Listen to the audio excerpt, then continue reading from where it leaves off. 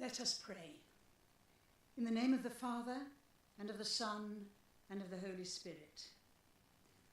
Almighty and eternal God, you sent your Son, Jesus Christ, into the world to show your love to all people, especially to the weak and those in need, to the sad, to those who are sick, and to all in any other adversity.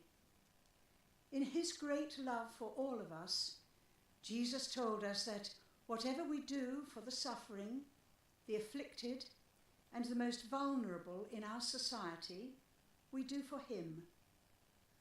Let us pray then for God's blessing on this meeting and on those people who are charged with preserving peace, fairness, happiness, and equality within our local community. We ask this for your name's sake. Amen. Would you like to sit for a very short reading?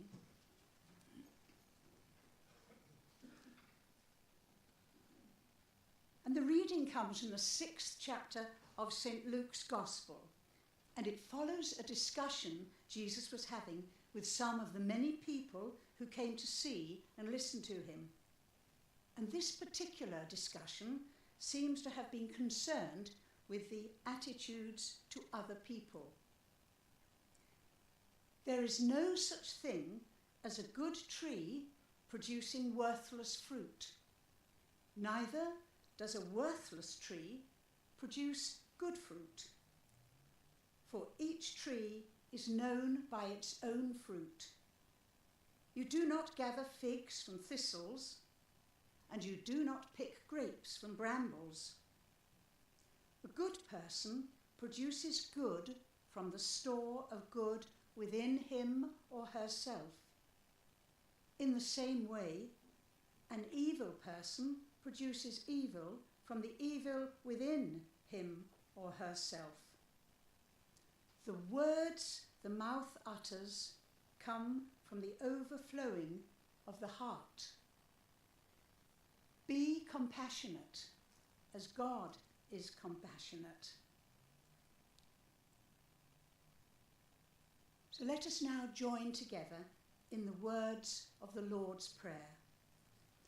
Our Father, who art in heaven, hallowed be thy name.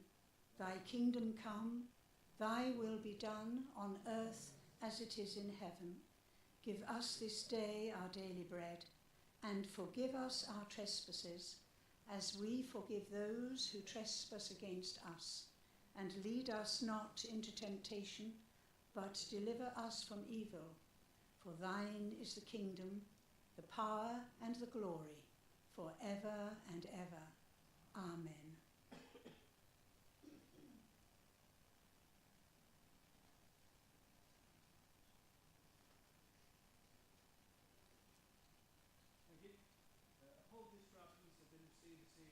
From the Civic Mayor, Councillor Ward, and the Consort, Councillor McNally, who are at unfortunate funeral.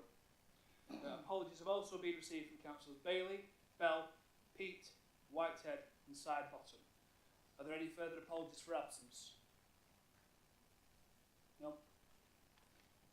We are currently experiencing problems with Wi-Fi. If you can't access your agenda, we've put paper copies out on all the tables. I'm delighted to report that 3 Tameside-based organisations have recently received the very prestigious Queen's Award for Voluntary Service, the highest award given to local volunteer groups across the country, which recognises outstanding work done in local communities. I know members will join me in extending sincere congratulations to the Grafton Centre, Cashbox Credit Union and the East Manchester Community Boat Project. The Civic Mayor was fortunate to be able to join representatives of these groups at a special award ceremony at Gorton Monastery, hosted by the Lord Lieutenant of Greater Manchester. The Civic Mayor felt immensely proud to see the Tameside organisations being recognised and rewarded for their work, a fantastic achievement and very well deserved. The Civic Mayor had the pleasure of attending Hilda Eden's 100th birthday celebration, which was held at Pendle House in Denton, where she got to meet Hilda and her lovely family and friends. And I recently attended the Civic Mayor's Charity Curry Night, surprise, surprise, which was a fundraiser held on the 1st of October. The event was a resounding success, thanks to all the support from local residents and colleagues and the staff at the Indian Plaza restaurant. The event raised an incredible £4,020, all of which will go to the Civic Mayor's chosen charities. All that brings me to the end of my mayoral announcements. I will now hand over to the Chair of Council Business, Councillor Joe Kitchen. Please stand.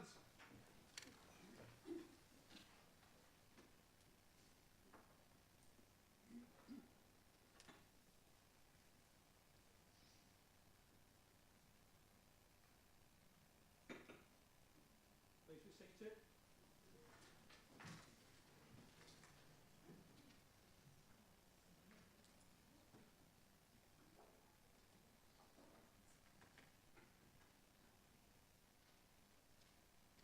I'll be a minute, just trying to get this item to work for you.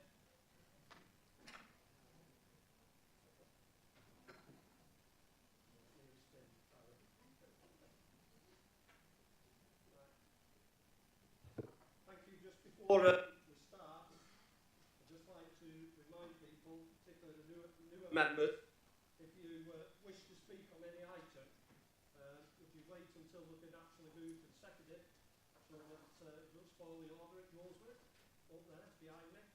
And could I also remind you that you should speak to the chair and respect one of others' views. I'm well aware of some of the comments flying around social media, but as councillors, there's a different rule for you today. You might find yourselves in a little bit of trouble if you repeat it inside this chamber. Thank you. We're now moving on to agenda item 2, which is the council minutes. Those moved? Yes, move the minutes, Chair. Been moved and seconded. All those in favour of the minutes? Thank you. That's carried. Agenda item 3, declarations of interest. Are there any? No. Move on to agenda item 4, communications or announcements. The leader wishes to make a statement.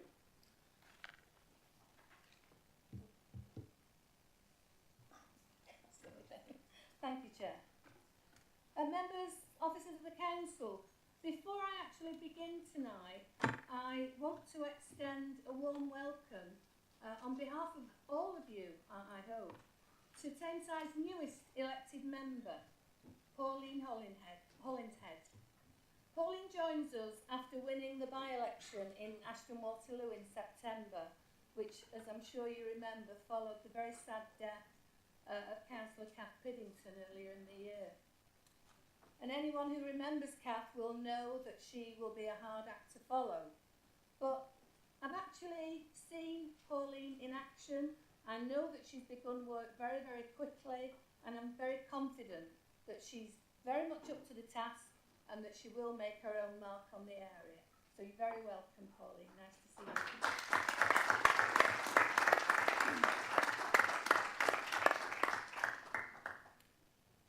Now, the summer months since the last meeting of full council have often been perceived as the silly season, a time where everyone's on holiday and very little gets done. But I have to say that the people who believe that haven't spent many summers in Tameside. Throughout the past few months, everyone in this room has continued to do exactly what they've done the entire year, working together, making progress on our goals and priorities to make Tameside a better place.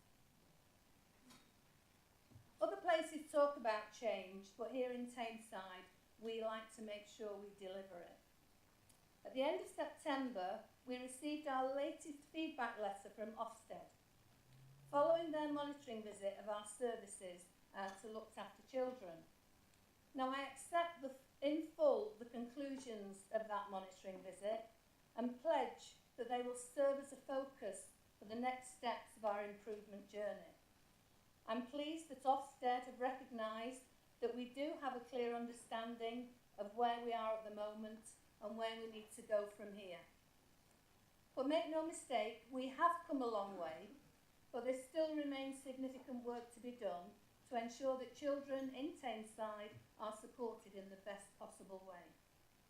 And one of the most important steps towards delivering on this is to make sure that we can recruit and retain permanent staff with all the relevant skills and experiences that we need. This is very much a regional and a national challenge, as opposed to a challenge that's unique to Tameside. But it has been recognised that we are making every effort in this area, and that the positive results of that effort are now starting to be felt. And my sincere thanks go to everyone in children's service who have worked tirelessly to get us to a place where real and lasting change is possible. We are unwavering in our commitment to give them the support that they need to finish this job. And since we last met, we've also welcomed 2 new directors to the council, both of whom will spearhead our delivery of further improvements. Richard Hancock joins us as our new permanent Director of Children's Services. He was formerly the Deputy Director of Children's Services and Families First at Staffordshire County Council, and with over 3 decades of experience in that field, I am positive that he is the right man to build on the solid foundations that have been set for us by James Thomas. I'd also like to warmly welcome Dr. Janelle de Gruchy, who has come to Tameside as our new Director of Population Health. She is the current President of the Association of Directors of Public Health. She's a tireless and a proven champion in the fight against health inequalities, mental health, obesity and violence. Now, as the nights start to draw in, we also need to give thought to how we need to support the elderly and the vulnerable in Tameside throughout the winter.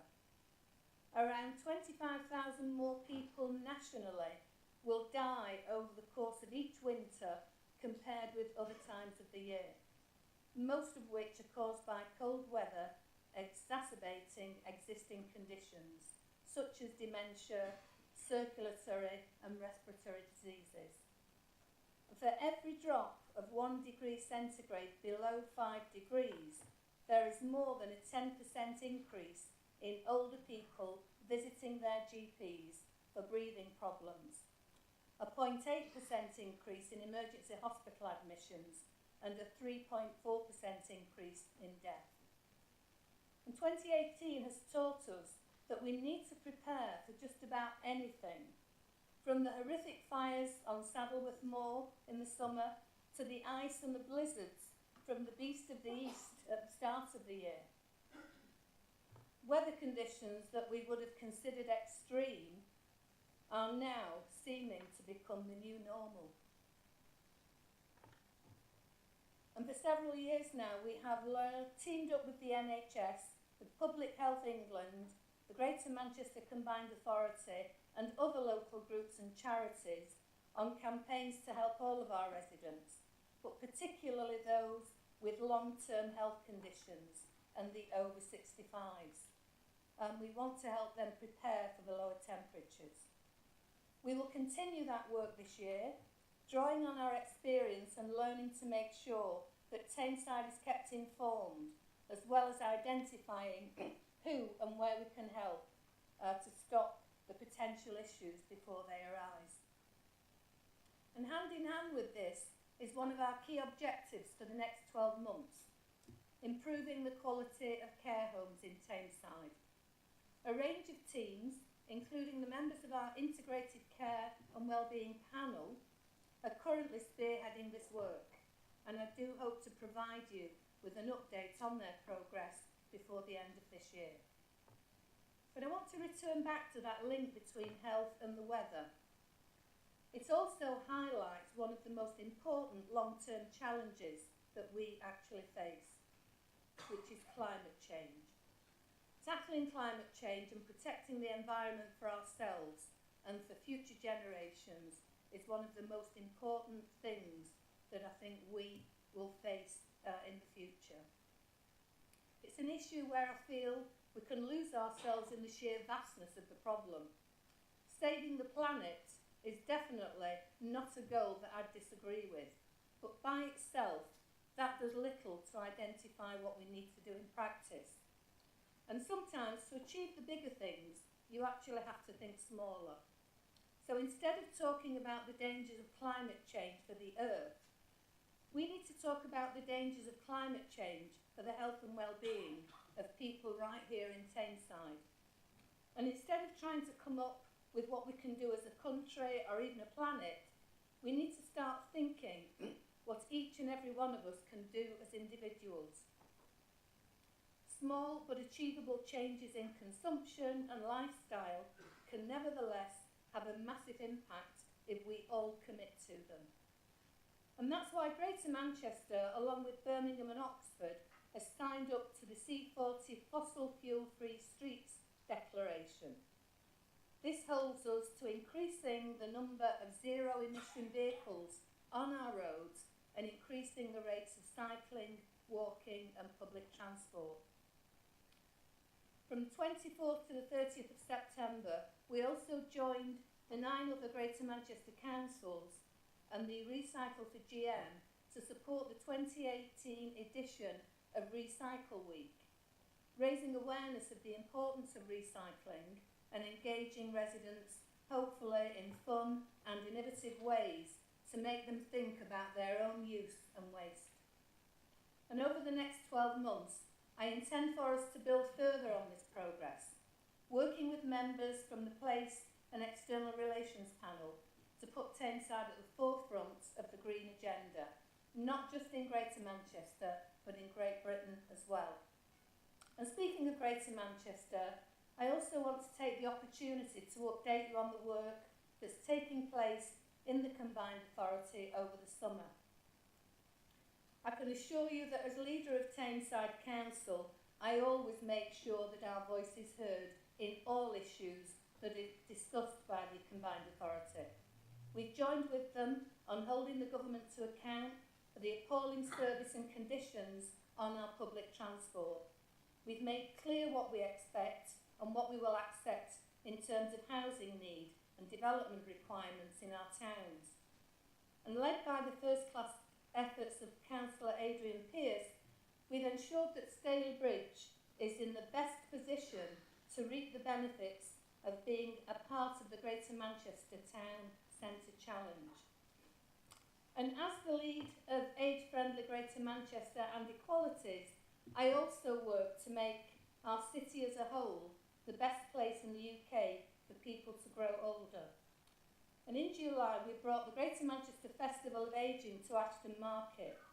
And last month, with the Greater Manchester Mayor and representatives from Transport for Greater Manchester, I helped to launch the new Please Offer Me a Seat scheme to widen access to public transport for our disabled or elderly residents. In close partnership with Carl Austin Behan and the Greater Manchester LGBT Advisory Panel, we're also protecting and expanding the rights of the 215,000 LGBT individuals who call Greater Manchester their home. A lot of work to be done on that agenda. And earlier I talked about the importance of sometimes thinking smaller to achieve bigger. And I want to finish by returning back to that theme. It's only natural that the focus is often concentrated on the big projects that this council undertakes. Things such as Vision Tameside, the environment and housing. And the importance of these should not be understated. But we sometimes forget that these form only a fraction of what goes on in Tameside day after day. The majority of what the council and its partners do will never appear on the front pages of any newspaper, but the impact of that work for many of our residents can still be very significant indeed. And when I say that, I mean things like Tameside Hack, which has brought the council, volunteer organisers and businesses together to give our young people a solid education in coding and other digital skills. And the Tameside History Festival, which for the entire month of September celebrated our rich heritage. And on the centenary of some women winning the right to vote, the extraordinary women and girls from Tameside who have left their mark on the borough, on the country and indeed on the world. Look at the incredible work done by council officers, charities and the Tameside Armed Services community. Schemes such as the Veterans Breakfast Club, Moving Forces, they've helped to support so many of our armed forces members throughout their time of service and during or after their transition back into civilian life. And the council, working in partnership with Public Health England and the NHS on services such as Healthy Young Minds and Be Well, positively impacting the quality of life and physical and mental well-being on our residents, and intervening to prevent disease or disability before it actually arises. Now, the end of summer is a natural time to take stock of what has gone before, and I truly believe that we can look back with pride at what we have achieved over the past 9 months of this year. Not only have we made progress on the headline projects that will determine the future of Tameside, we've also had success with the smaller changes that will add up to a big impact as well. We have the rest of 2018 to build on this good work and to make the first steps on new plans. And perhaps most significantly, next month, the country will come together to celebrate the centenary of the guns falling silent at the end of World War I. Just as every single part of Britain was touched by the appalling slaughter during those 4 years, every single part of Britain will be organising events and festivals of remembrance 100 years later. Tameside will play its part in this national commemoration. We have already secured the funding and organisation for a number of schemes, including 10 figures of British soldiers as part of the national There But Not There campaign. Working closely with members, communities and charities, we will be able to provide a full programme of remembrance events for Tameside in the very near future. But I do want to make a point of mentioning the Tommy Tomorrow event that was staged in Horton Green by volunteers over the course of the last few days. It was a tremendous event and very, very moving, and I do thank all of those volunteers, particularly Councillor Mike Fowler, for every effort. It was tremendous, Mike, it really was. So we will deliver on this, as we've delivered on many of our other goals this year, by drawing once more upon the shared values in Tameside, for our respect for each other and our belief in the power of our communities, our determination to see a job through to a successful conclusion.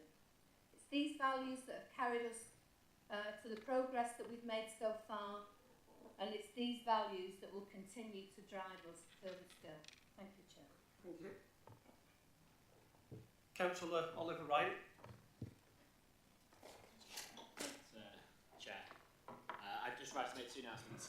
The first being a commendation to the Tameside Youth Council, who joined us at the back, who recently ran a Make Your Mark campaign right across the borough.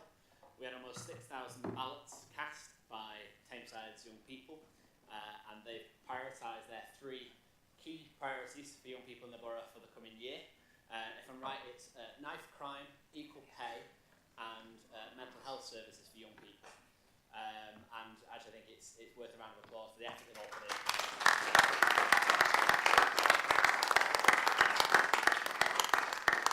And then secondarily, Chair, as a late addition if I can, it is worth noting, as the leader said, that since the last meeting where I announced that 3 of our children's homes have been rated outstanding, since then a further children's home has been rated good. That's worth celebrating, and it's a commendation to the service, and it's a credit to the work that we're doing right across the spectrum of children's services. Thank you.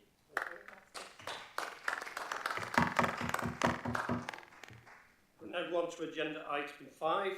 There is no questions. Agenda item 6, the meeting of the Executive Cabinet. The minutes there, there's 2 sets. Are they moved?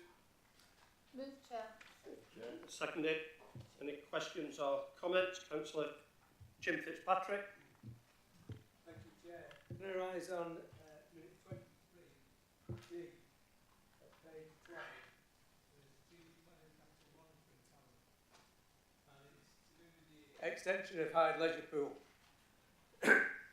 On the 21st of March this year, the Executive Cabinet agreed an extra £88,280 for the capital allocation for the leisure pool, which takes it to 3.185 million. Now, some work was carried out on the leisure pool because in the reception area the stairs were removed, ready for the extension.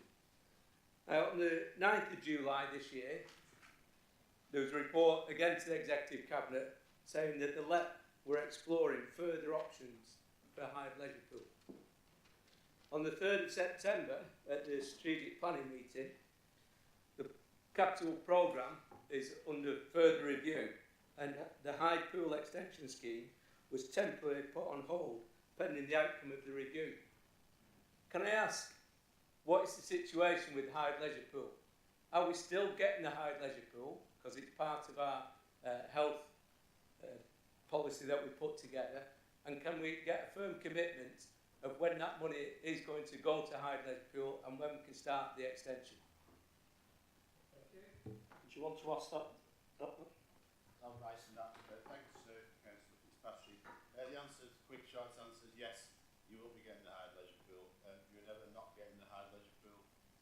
The capital programme, as you say, is under review, but that was obviously in quite a late stage of the planning process, and for the contractor to basically go out of business just before he's about to sign. I don't think there's a lot anybody can do about that.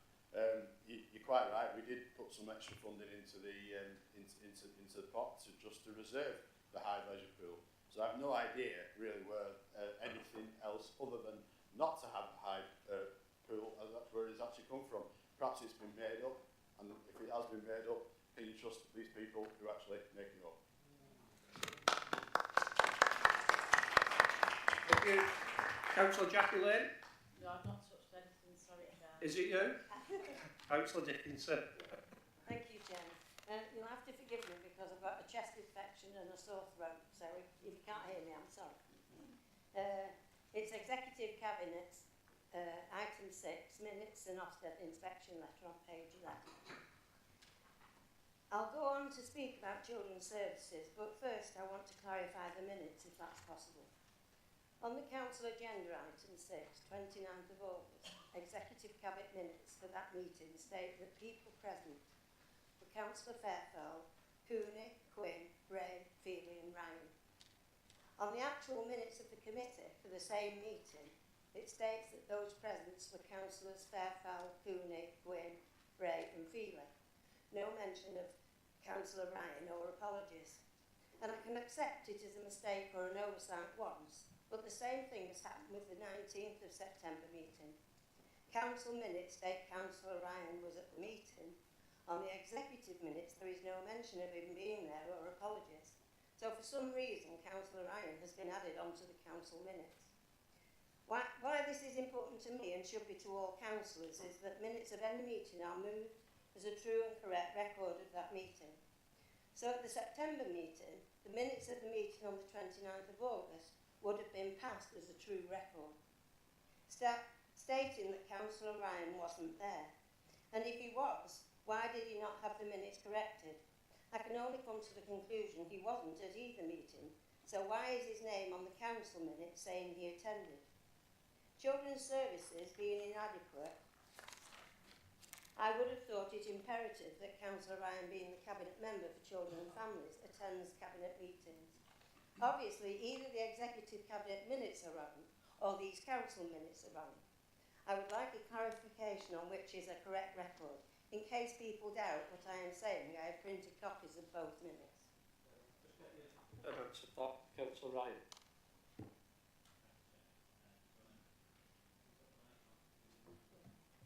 Thanks, Rory, for your question. I appreciate your attention to my attendance these days.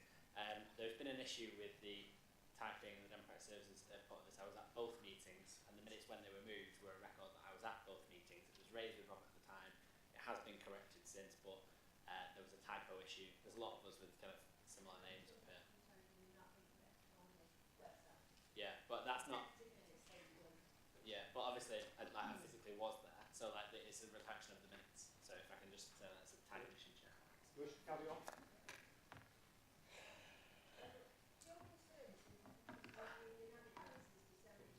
2016. Almost 2 years on, and there is very little improvement. The majority of any improvements seem to have happened in the last 12 months, which suggests the first 12 months councillors and officers in charge buried their heads in the sand. Before anyone decides to tell me this is all down to austerity, Tameside Children's Services have had a budget of £77 million since 2015. So if it was just money, we should have a really good Ofsted by now. Unfortunately, that is not the case, and I can say a previous Director of Children's Services said, bad practice is endemic within Tameside. That has nothing to do with money, and being personally involved with social services in Tameside, I can say I find the service appalling. I don't blame the ground staff at all. It is down to good leadership from officers and councillors in that position. Since 2016, Children's Services have had an awful lot of money poured in, a lot of help from Stockport Council, and we really should be seeing better results than we are doing. Councillor Warrington is quoted in the paper as saying we are really, really pleased with the progress that has been made, and I know we will continue to improve. Well, to be honest, Councillor Warrington, I don't know how you can say you're really pleased. 2 years down the line, with 77 million being spent, senior managers acknowledging that very little progress was made in 2017, and 41% of staff are still agency workers, I personally would be very disappointed with the progress made, and I think it's time someone got a grip. I know children are not in danger, but they and carers do deserve a far better service than the one that has been available to them in the past. They need the service turning around to good far more quickly than is happening at present. So I welcome the new Director, Richard Hancock, and hope we see many changes. Thank you. Okay. Any other speakers? Before I bring you back in, just want to say, anybody else on the minutes? No? Councillor Ryan, do you want to respond to that? And then I'll ask the leader to... I would do actually, Chair, yeah. Thank you. I think the Conservative group has a kind of amnesia about this, collectively. You all like to take your pot shots at children's services when the time comes about, because the headline is that it's still inadequate. And we've seen, there's been one of you in the State Image correspondent recently saying it's too slow, taking with the document, and then Councillor Dickens has come up and given a leadership speech on the back of the Ofsted headline. But I think actually, when you look at what's happened with children's services, the changes that we've made since we've been given that judgment, it's been absolutely groundbreaking. The lengths of change that we've put to have been, they've gone on leaps and bounds. If you look at the original judgment, I think there was a bit of a lack of understanding on behalf of the opposition, where they seem to think that these judgments and these inspections are sequential, and they all kind of amount to a trend curve as to what people currently think of children's services, and therefore, at this low you can take a pot shot, and at this high it isn't. Actually, that's not the case. So what happens is we get an initial judgment, which was the inadequate judgment. We're hoping that we'll either be to requires improvement and good. Obviously, we hope that. But actually what Ofsted then do is come in and do deep dives into each service. So the previous service judgment, as was commented on in the paper and has been commented now, was an inspection into looked after children section of the service, which is by far the biggest, the most staffed, and probably the most criticised section of the original report. And if you look at the green shoots of progress that Ofsted highlighted in the most recent inspection since then, the work that we're doing around trying to hire more social workers, the practice guidelines that we've put in place, the differing management time that we've put into the service. There are changes that have been made and that have been recognised by Ofsted. We are listening to the voice of the child more. We have the Children Care Council sat at the back now, which we never previously had. There's things that we're doing as a council to improve on our services, and we feel that actually we're making progress in this. And I think actually it's a bit cheap to constantly come in and say, well, it's currently inadequate. It may be currently inadequate, but the judgment time is a 2-year scale. If I'm still stood in this position in March or whenever the next judgment comes, and it's still inadequate, I'd very much like one of you to come to me and say, why is it inadequate, Councillor Ryan? But on the basis that we've had, we're on an improvement trend. The trend has been proved in every Ofsted inspection that's come in, and every Ofsted inspection that's come in between, in every deep dive of the service, that there is a trend and there are green shoots and we are heading in a direction. I'd like to see the outcome of those before we take pot shots. But on the budget aspect that Councillor Dickinson raised, it's easy to say it's not always about the budget. But actually, the public sector as a whole deals with an awful lot of people, to put it basically. And if you cut money from one area, like hospitals or the police or services that deal with families or with drug and alcohol abuse or domestic abuse, etc., all these costs are shunted onto places like children's services, adult services, and those demand-led services, like the council, that have to pick up the extra cost and the extra weight of people. We have more children now in care than I think we've ever had in care before now. It's not just about the money, but actually it's about the standard of practice. We have improved our standard of practice. We're doing more with less as ever. But I don't think you can look at it in the singularity. I think you have to look at the public sector as a whole and how much we've done as a council actually to address an awful lot of those issues. I think we've done it well, and actually I still commend the staff, and I hope we can have this conversation next March. Thank you, Chair. Councillor Watt. Sorry. No. No. Not after, not No. after. What? No, It's up to you. sorry. Chair. What? Okay, thanks, Chair. Reference was made to me and things that I've said and put in print, which was very fair. But I do agree with Councillor Ryan that these cheap shots at children's services, when all of our staff are working so hard to turn things around, is despicable. It's absolutely despicable. I stand by every statement that I've made since becoming leader in January of this year. And that is, yes, this council had to recognise that we had been rated inadequate.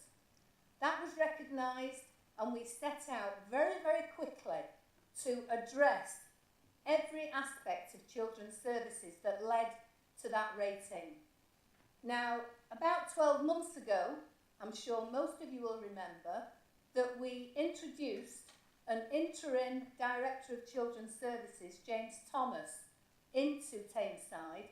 He had a particular brief to get to grips with exactly what needed to be done and get on and do it.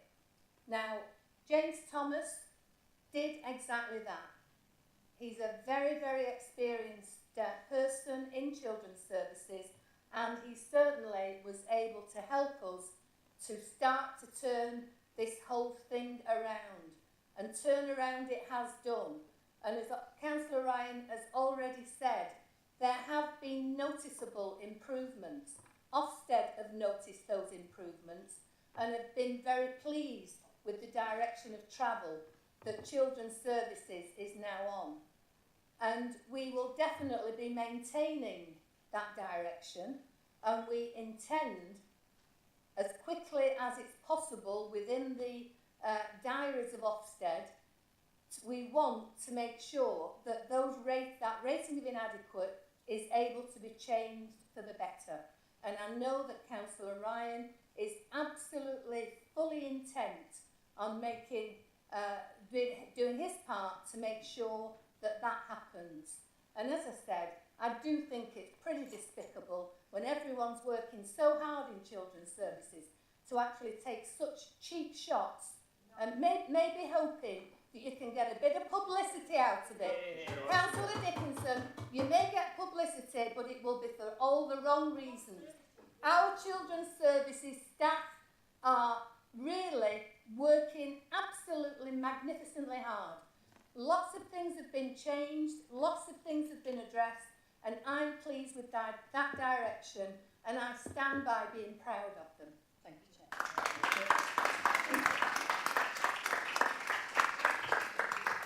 The minutes have been moved and seconded. All those in favour? Thank you. It's carried. We now go on to the next item, which is item 7, meeting of the Overview Audit Panel. Councillor. That's been moved. It's seconded. Seconded. Yeah. Just very quickly, Rising. So in the minutes, item 8, the annual governance statement, it just proves, despite all the challenges that we've got within Tameside, we just said about children's services, that we do seem to be managing the money okay. And so that statement saying that the external auditors have actually looked at the accounts, and the chief executive and the leader have actually signed the statements off this year. So I just want to highlight that to the council, that actually everything is actually in good working order. And of course, if you've got any other ideas, I'm quite happy to listen to them. Okay. Everybody okay with those sets of minutes? Thank you. Now we on to agenda item 8, Democratic Process Working Group. Councillor Cooney. Chair, I will move them, but also make a bit of a brief statement at the beginning of it, because during the meeting there was an issue raised about how we conduct ourselves and communicate with each other, either on the social media or outside of this forum. And I was asked then, and what I said was I'll go and have a look at what policies we have ourselves. So I have looked. We have a standard policy guidance actually on social media on the council, and that was introduced. I went to cabinet on the 7th of November and to full council on the 28th of November last year. Whilst elected members cannot be made to comply with it, except in their official role, and as the chair of the council said, when you're in this environment, then how we conduct ourselves and how we communicate with each other is important. We have to be civil with each other, and that's quite rightly so. It was commended to the council that said the 28th of November, the law is clear. The members' code of conduct only applies when an elected councillor is acting in their official capacity. So it would apply in this chamber, but not on the social media. And that's what we said at the meeting, and Liam was there and other people there. It was weak, actually, and the stuff that they're passing now is weak in itself that's going to be passed on here. It just deals with how people imprint on social media during election periods. And we would have liked that to have been a lot stronger. As I said, it did come up at the meeting how people were communicating with each other, and it was felt that I accept that politicians could have a difference of opinion, quite rightly so, and that's healthy, that's democracy, and it can be robust as well. We don't have a problem with that. But we are elected members in this forum, and how we conduct ourselves, the public have said to us, we want you to be our representative. It doesn't matter whether you're Conservative, Labour, Green or whatever. We want you to do that, and how you conduct yourself is important. Now, each of the parties themselves, and I've looked at that, have codes of conduct. Labour Party, Conservative Party and other political parties, how you actually use and how you refer to each other. So I can't make any comment on, and I won't go into detail on what was talked about at that meeting. What I would ask is that when we are communicating with each other, and it can be robust, I don't have a problem with that, is that we still show a bit of respect on how we do that. Because if you pick up the paper most days, or you see it on the media or anywhere else, there's a lot of cyberbullying goes on with young children in schools, and the pressure that they're on. And what it seems is when a gang of people can corral together and start bombarding people to the public, I accept it might say, well, we're all adults, Jen, we can do this and that lot, we're not being offensive. And there is a difference, I accept on offence. I've also looked at that. As someone said to me over the weekend, you know, originally people thought Lady Chatterley's lover was offensive, the court disagreed. So it's an opinion, I accept that. But it's still the problems that when you go on the internet and you use inappropriate language and you attack each other in certain manners, it's bullying. And to young people in schools who are being threatened and feel the pressure of that, and in quite many cases are committing suicide because of that, then what I'd ask of all of us, I don't do it, but I get attacked for it, but I'm not too minded. I think as Barry Allen said, and Alec Ferguson, to quote Alec Ferguson, it was Alec Ferguson, but he said, you know, I mean, if you don't like what people are writing about, you don't read it. But that isn't just the case here. A politician has a right to communicate and use that. It's how we conduct ourselves and how we then interact and disagree. Forcefully, no problem. But the language we use, I don't think anyone would disagree, has to be cautious because we are elected and the public expect us to show some level of responsibility. All our political parties expect us to show some level of responsibility. So all I would ask, in future, when you go onto the interweb, if you disagree with other politicians, then say so, but be mindful of how you put that, because it's there forever, and in some cases it's rude, it's offensive, and also to some people can be deemed bullying, and that is not what we want in this chamber. So I'll move the minutes, Chair of the Democratic Services. Are those seconded? Seconded. Councillor Fitzpatrick, Jim Fitzpatrick. Thank you, Chair. I totally agree with Councillor Cooney all the issues he's raised. And I'd just like to read a quote out from Prime Minister Theresa May. I don't want any song and dance about this and no music playing it. The ideal of a truly puerile and open public sphere where everyone can take part is in danger in the public life. And increasingly in private conversations too. It's becoming harder and harder to conduct any political discussion, any issue, without it descending into tribalism or rancour. We must all seek to uphold the highest standards of conduct. We must set a tone in public discourse which is neither dehumanising nor derogatory and which recognises the rights of others to participate. These responsibilities fall on each of us individuals and collectively on the political parties. So Councillor Cooney is quite right. We have a responsibility as elected members to behave in a certain manner. I'll give you some examples of over the last few months of some of the tweets that I've had to put up with from Councillor Chadwick on the 30th of the 8th, 18. You've been caught lying to residents, Jim. That was followed up by, from Councillor Chadwick, they knew all along that it was never going to happen. He's referring here to the Hyde Leisure Pool. By they, he means I and my colleagues knew all along that the leisure pool was never going to happen. That's followed up by Michael J. Gibbons, who I believe is the Tory candidate in Newton. He's put lazy, lying Labour. Now, Councillor Chadwick's got a history of this. When he was the UKIP candidate in Newton, he put on social media that Councillor Bolden and Councillor Robinson were liars. So it's something he's used in the past. Yeah, Councillor Fitzpatrick. Yes. Could you please stick to the minutes? We're wandering off. We said not to personalise everything. I'm well aware of those comments that have been said.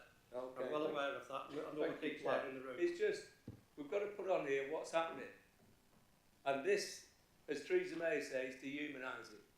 During the election this year, Sam Gosling had to put up with a picture of his child put on social media attacking during the election. It's not acceptable. It's not acceptable what some of the Tory councillors in this room have done.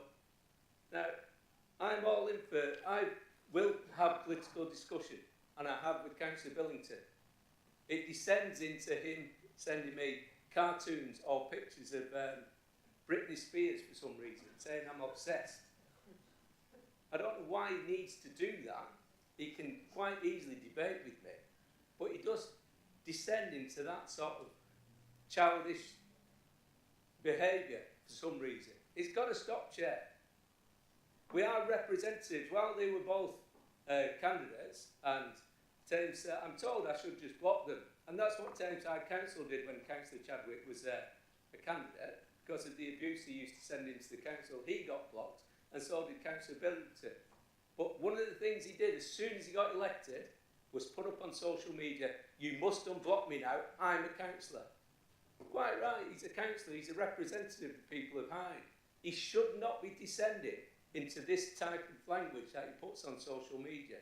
And it's a shame that Councillor Bell's not here tonight, because Councillor Bell, for all the years, never ever descended into this type of language that Councillor Chadwick's done. And Councillor Ruth Welch has never done that for all the years that she's been a Hyde councillor. We now have a Hyde councillor who thinks it's all right to go on social media and call me a liar. And other things that, that are on social media that he thinks he can put up there and then take down because he's told it's offensive. All right, I'll take it down. It's not acceptable. It's not acceptable, Chair, of the behaviour of these two councillors. And it's got to stop. And Councillor Cooney's quite right. Hopefully this will do. When I challenged Councillor Billington over this, he said, well, he'll imprint it next time. We'll put an imprint on it. And that's acceptable, is it? It's not acceptable. What they are doing as elected councillors is not acceptable, and it should be stopped.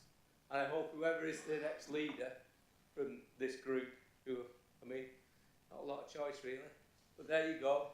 They didn't choose you, did they? No, they won't choose you, I believe. But there you go. It's just, it's got to stop on social media. They're elected representatives, they've got responsibilities, and they can't say, I'm not a councillor today, I'll put this up. You're a councillor 24/7. People expect a certain standard of behaviour from you, and what they're doing is not acceptable, Chair. Thank you for that. I don't think most people in this room would disagree with you, Councillor Fitzpatrick. It should stop. Unfortunately, we don't have any rules or regulations to stop it. But you must also remember, once you send them cards, posts are out there forever. And it actually turns voters off against you, because the last thing they want is elected representatives slagging each other off. It's uncalled for and unnecessary. But if that's the way certain councillors want to behave outside of this forum, I'm sure there'll be a price to pay sooner or later in the ballot box. Councillor Dickinson. Oh, I'll leave that on, do I, Chairman? I'll leave that as it is, don't I? Thank you.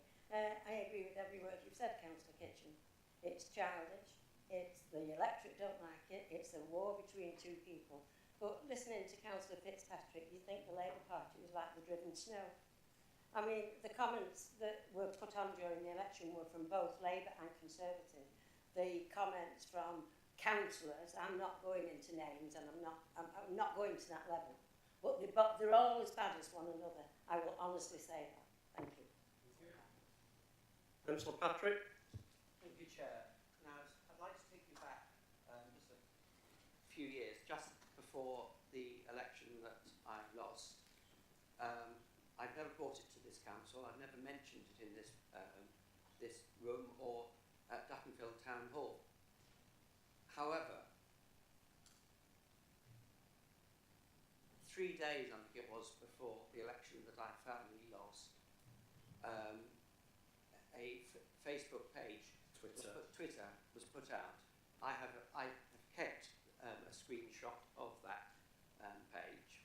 Now, it didn't stay up very long. I presume the councillor concerned that wrote that Twitter was soundly told off. I had, just before the election, put out a leaflet around, and I think quite understandably suggested that this council was incestuous is perhaps not quite the right word, but we all know what I mean by that. Nepotism then. So many councillors married to other councillors. I put that in 2012. Within 3 days of the election, the Twitter went out suggesting that me calling Councillor Jackson, which I wasn't, didn't even mention her, was unfair because of that man that I lived with. Now, I'm open with my sexuality. I couldn't care less. But just before the election, nobody can deny that that was not put out to inform the people. Now, I've never had an apology from a certain Jim Fitzpatrick for that, Councillor Fitzpatrick, I apologise. But that happened, and that hurt.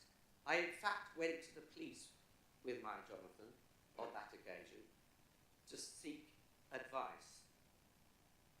I went that far. They advised me not to.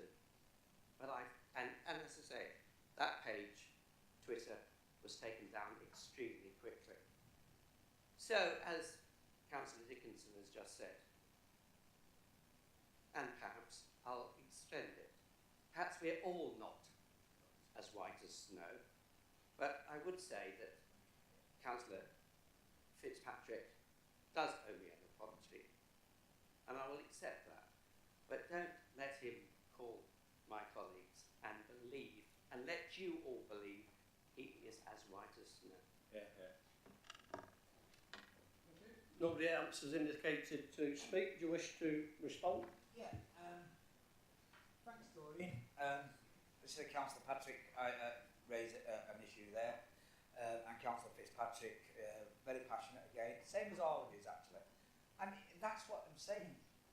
Across the board, how we deal with each other, communicate with each other. Listen, there's people sat near you who've been abusive to me, and I'm on the interweb. I've seen that. I'm not going to get mad about it. If they want to be petty, what I always think, when I ever see them coming out of court, they've got an anorak on their head. Trolls, they're called. Do you know what I mean? They don't want to be seen. They're in their own little world. But we are not. We are elected members. So that we're not keyboard warriors sat with our little Y-fronts on in front of that. We're actually elected members dealing with people's issues, and people expect us how we conduct ourselves. And you're right, Councillor Patrick, Councillor Fitzpatrick and Doreen, you're right. Across all areas, that's why each political party has a policy. I should imagine it's very similar actually. But it makes no difference. Somebody go away and they sit in front of that keyboard at night in their own little bedroom and they start getting abusive with each other. Do you know, it becomes bullying. And if you take it to the real world, into schools, there's young kids committed suicide because other kids are doing that. Now, it's beholden on us as elected members. Be robust, be strong about what you want to say and all that, whatever. But actually how you do it and how you refer to each other, the language you use is important because you are now elected and the public can put the trust in you to make them. So statements can be strong, statements can be robust, but you know, some of them go a bit too far. And I'm not singling out individuals, I'm not singling out anyone, and I'm also talking about all political parties. All of them have signed up to it. It's ineffective. Mr Cameron removed the standards boards of Great Britain, which was there before, that's gone. So it is beholden on us in this, and that's on, it's been seen here tonight, and I think that we should all pledge that how we conduct ourselves and speak to each other, yes, we'll disagree, but we'll use the language that we need on politics rather than on personality than on other issues, condemning people or calling people liars and people's sexuality, bringing that into it. Do you know what I mean? I accept that. And I think we should all accept that, how we do that. And that's important. So all I'd say is commend the minutes. I think they're good. I think they're weak in a sense about regarding the social media. Well, that's the life. But I do think we need to draw a line how we conduct ourselves. And as you said, you've suffered from it yourself. Jimmy's been a sufferer of that. And other people have in this venue. Excuse you, waving. Did you want to speak? Did you want to speak? I saw you waving. Oh, I didn't know. Is that where you are now? I didn't know whether you drowning or wanted to go to the toilet. Want to go to the toilet? Just go. Yeah, it's just cool. Say, now that's not being offensive, is it? So what I would say is, endorse the minutes, conduct ourselves in a proper fashion. You can have a bit of humour with it, whatever, but just be mindful of how far the language we use, because we covered all areas and everything. The minutes, Councillor Warrington.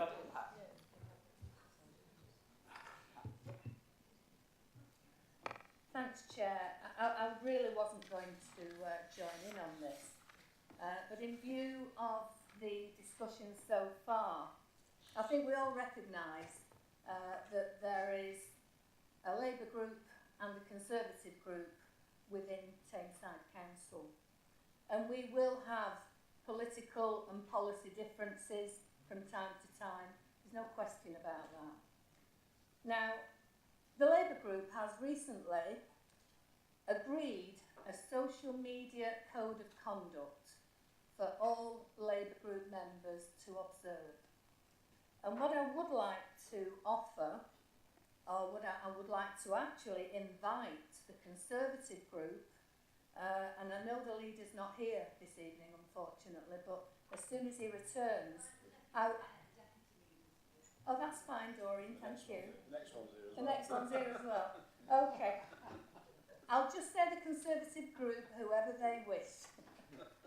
I would like to invite the Conservative group to have discussions with me so that we can hopefully reach a common view to agree that we will have a joint code of conduct relative to social media that will apply to every single member, regardless of political allegiance in Tameside Council.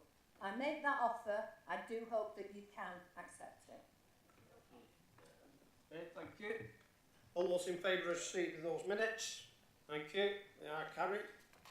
Now we go on to the next agenda item, which is item 9, membership of council bodies, which is a standing item. There's no changes to be made this meeting. Agenda item 10, notice of motion. Motion A, Councillor Warrington to move. Thanks, Chair. This motion is moved by me in order for us to demonstrate our support to members of the Jewish community, not only in Tameside, but across the country as a whole. In December 2016, Britain was one of the first countries to adopt the definition of anti-Semitism as agreed by the International Holocaust Remembrance Alliance. And the wording of that definition is set out in the text of the motion. The police, the CPS, the judiciary, the London Assembly, along with more than 130 councils across the UK, have since adopted the definition as it is set out. Now, there is still work to be done. Anti-Semitic incidents are hovering to record highs. Figures from the Community Security Trust show us that more than 100 incidents of anti-Semitism have been recorded for each of the first 6 months of this year. The statistics show that at 727 incidents, the January to June 2018 recorded figure of reported anti-Semitism incidents is the second highest figure ever recorded for that period. And of the 727 incidents, 59 were categorised as assault, 53 as threats, 43 involving damage or desecration, and 554 examples of abusive behaviour. There were also 28 incidents of mass-produced or mass-mailed Jewish hate literature, and targets included 36 synagogues, 57 Jewish communal organisations, communal events or commercial premises, and 118 visibly Jewish individuals.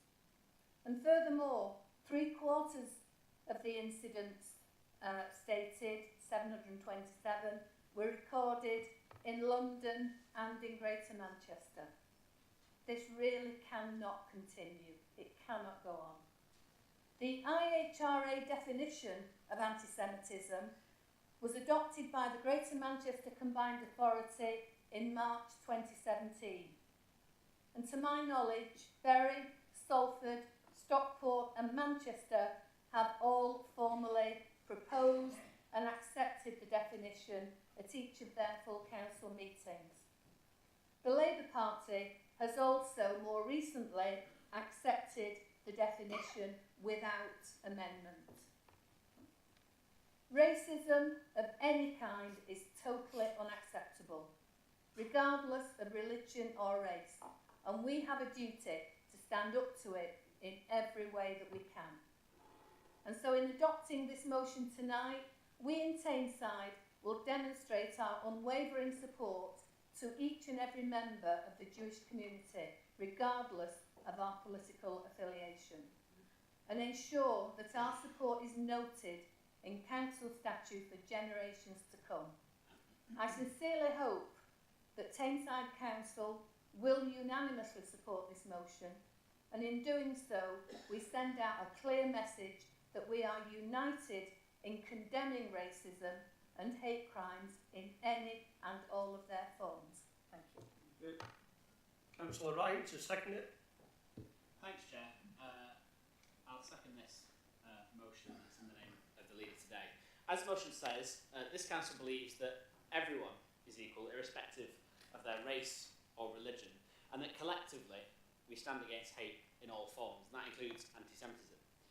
Today we stand in solidarity with the Jewish community specifically, but we look at hate in the round. Anti-Semitism, like all hate, is a disgusting stain on our society and must be stamped out, as the leader has said. As a Labour Party, and primarily as a Labour Council, we have a strong history of fighting hate, whatever form it takes. We have a core belief that an injustice done to one of us is an injustice done to all of us, to all of our society. We will always stand with those facing prejudice, and we'll always stand with those facing hate, whatever religious or ethnic minority they come from. Hate is a populist and often simplistic response to the complex issues that we face as a country and as a borough today. Those seeking to divide, marginalise and attack minorities for their religion or ethnicity or sexuality or alike do so not to provide solutions to the problems that we face or to better our community, but to pursue their own twisted version of the world. We won't stand for it. We won't stand for it now. We've never stood for it, and we won't ever stand for it in this borough. We reject anti-Semitism as strongly as we've rejected the BNP and the EDL in this borough before. We'll fight hate as we've always fought hate. We'll expose it for the mindless pursuit of conflict and power that it's always been.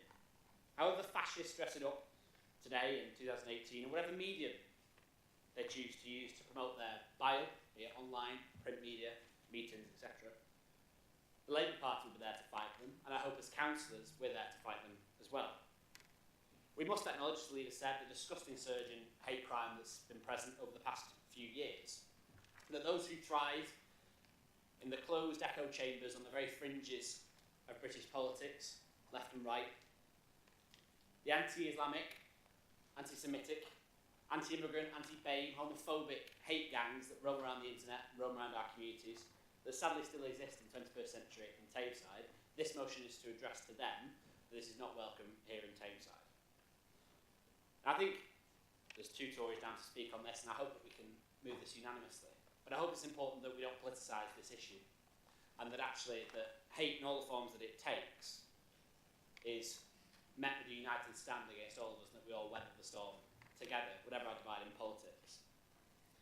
But I hope that people don't stand up and kick around comments and slur people, Labour Party, and the messages that have happened over the summer.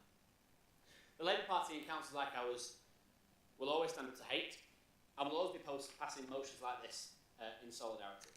So for our borough's Jewish community, for our own integrity, and for our minority communities, whatever guise they take, I second this motion today. Thanks, Chair. Councillor Billington. Thank you, Chair, for allowing me to respond to this motion. It does go without saying that Tameside Conservative Group will be supporting this motion. However, it is disappointing to see how it has been politicised by the Labour group, which is really an issue of your own making. As you state, the definition of anti-Semitism from the International Holocaust Remembrance Alliance has been adopted by the UK, Scottish and Welsh governments and the Greater Manchester Combined Authority. It did, however, take the Labour Party months of debate and deliberation and a mist of anti-Semitic abuse from members of Jeremy Corbyn's Labour Party to adopt the definition. When Jeremy Corbyn's Labour Party refused to adopt the definition as set out by the IHRA, he was criticised by some of his own MPs, including Margaret Hodge. And how was her criticism dealt with? The Labour Party immediately launched disciplinary procedures. Shame on you. And let's not forget the disgusting comments made by Labour's former London Mayor, Ken Livingstone, who repeatedly called Hitler a Zionist. How was his comments dealt with? Well, again, after much debate and deliberation over several months from the Labour's National Executive Committee, Livingstone was called in to face disciplinary hearing after much pressure from the Jewish community. And what happened there? Well, according to Labour List, a blog run by Labour supporters, there were members pushing for expulsion for Livingstone's comments. There were, however, someone in that disciplinary meeting in this very room. Yes, the council leader, Brenda Warrington, thought a suspension was more appropriate. A decision described by Peter Mason, a member of Labour's National Constitution Committee, as a slap on the wrist. Chair, I believe that actions speak louder than words, and the actions of the Labour Party in recent years have nothing but inflammatory towards our Jewish communities. Indeed, 40% of British Jews are seriously considering leaving our great country if Corbyn was to become Prime Minister. And it is any surprise when Corbyn, for number one, refuses to apologise for taking thousands of pounds from the Iranian state broadcaster Press TV, which is... Councillor Billington, will you stick to the motion? You're I am wandering sticking off to it. the motion. You're wandering off it. Stick to I it, am please. sticking to the motion. Please do not Stick to interrupt it. me. He's refused to Excuse me. apologise. Councillor Billington, do you mind sitting down? Don't ever say to me, don't interrupt me. If you stuck to the motion, I wouldn't interrupt you. I've But explained you're after things. scoring political points. That's quite clear. And your motion Okay. is political. No, it isn't. It is not political. And as far as I'm concerned, it's the council's motion, which you're supposed to be supporting off your Hello. comments. So you can continue as long as you don't politicise it. I'll continue.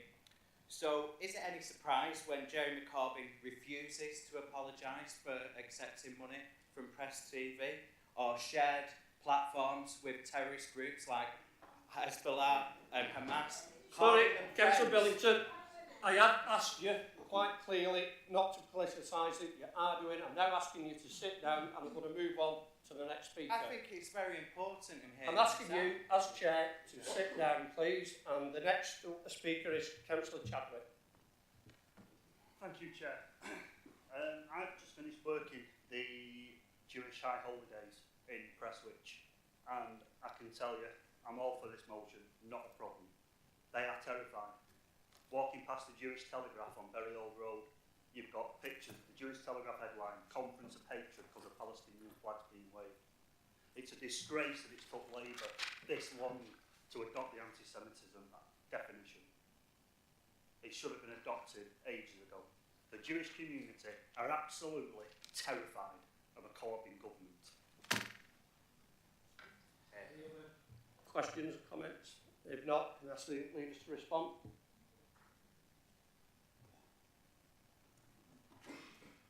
Well, obviously, I do appreciate the statements by our two Conservative members that they will be supporting this motion.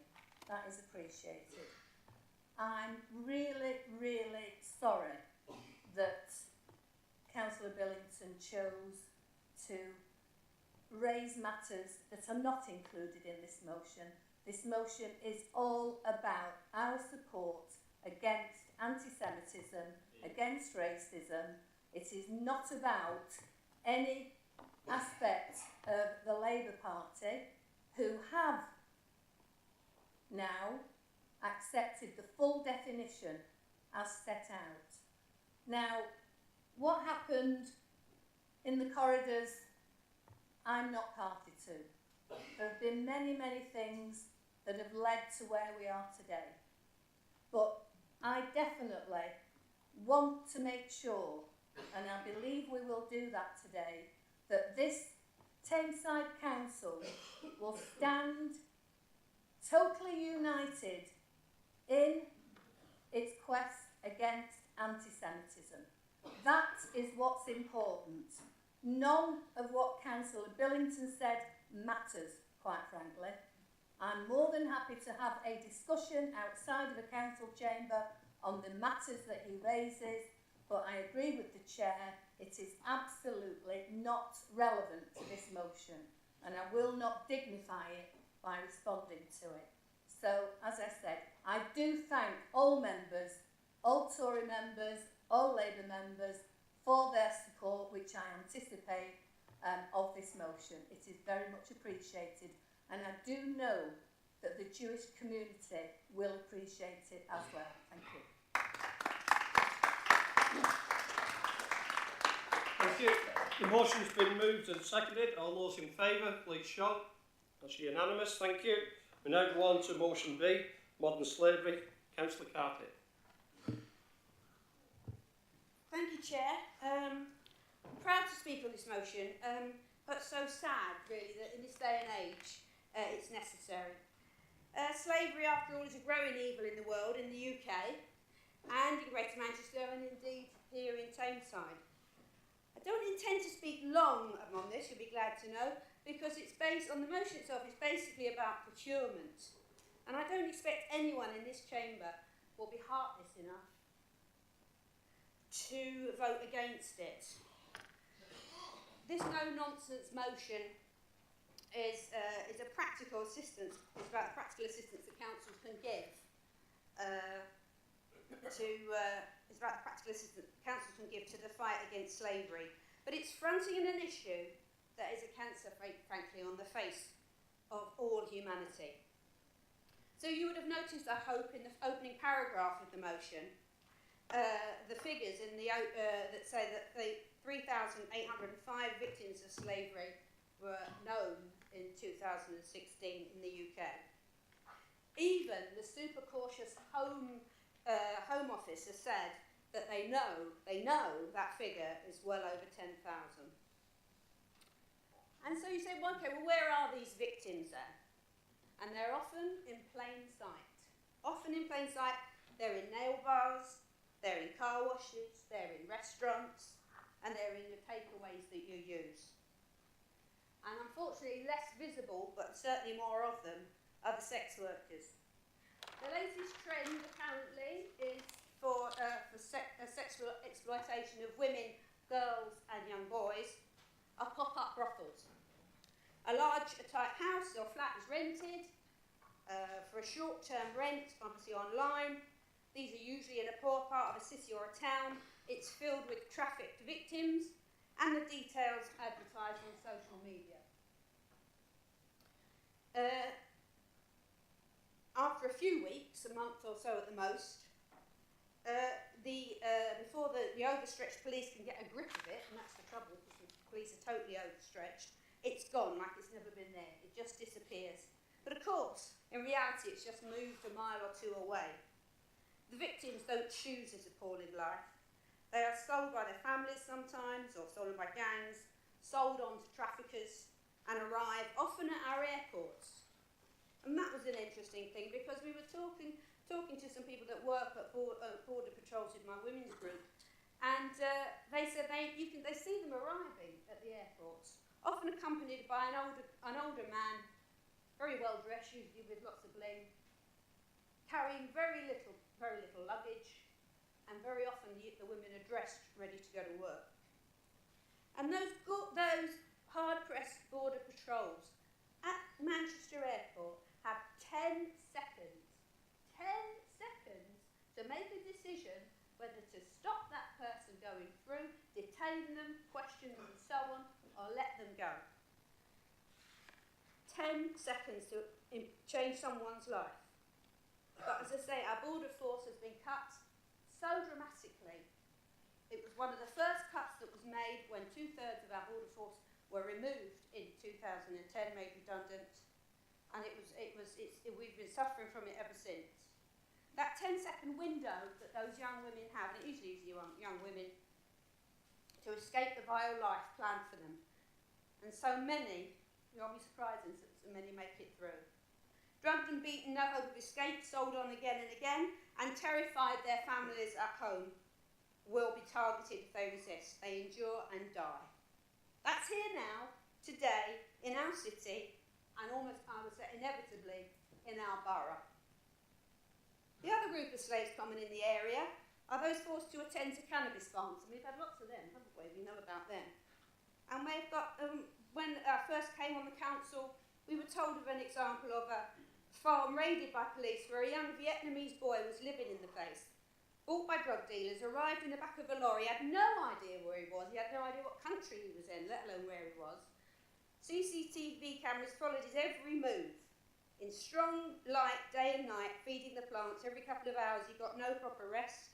Provisions were delivered every few days, left inside the locked door to be collected when the driver had gone. It must have been terrifying for him. After it was raided, he was deported, but no gang members were ever found. He's probably back here now, because the slaves, they get deported back to their own countries, and then they're sold back again. So he was so terrified his family would be hurt, he gave very little information. And this is a week when we heard that Greater Manchester Police only follow up on 40% of cases reported to them. So is it surprising that the slave masters are rarely caught?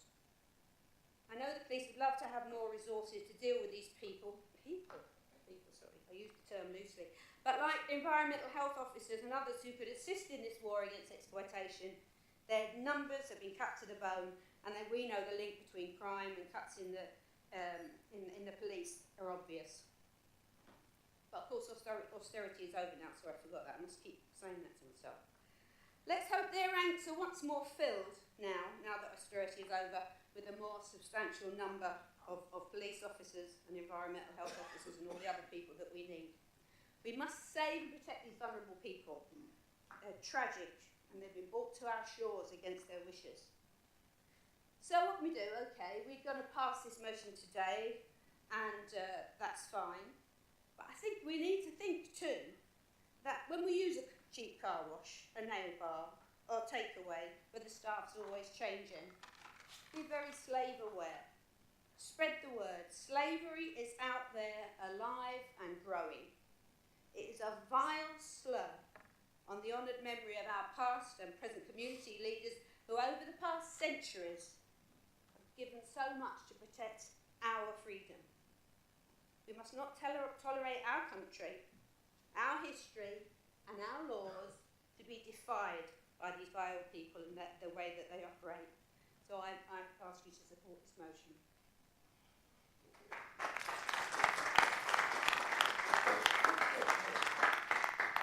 Councillor Chotsky.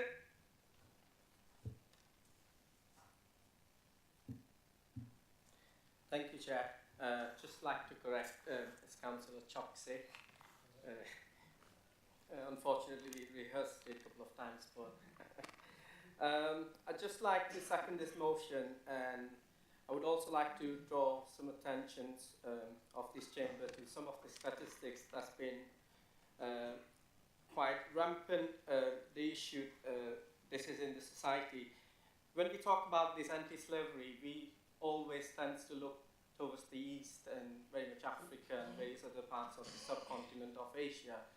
But I mean, if you Google some of this information, you'll be surprised to see this this particular issue is quite rampant and quite large, and it might be happening all across our streets, in our neighbourhood. It could be anywhere, and I can quote some examples that recently in July 18 in Wales, 150 child slaves victims were identified, and most of them were girls aging from 2 to 17.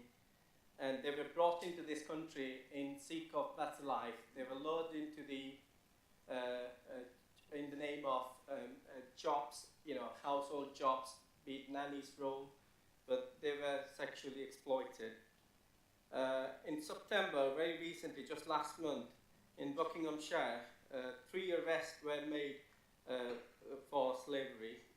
And just 5 days back, I think this was quite a huge news slide. The man in his 50s was rescued from a shed where he was kept as slave for nearly 40 years, and he was kept in very inhuman conditions. He was found in that shed with just with the chair and the soiled duvet and the clothes that he was wearing.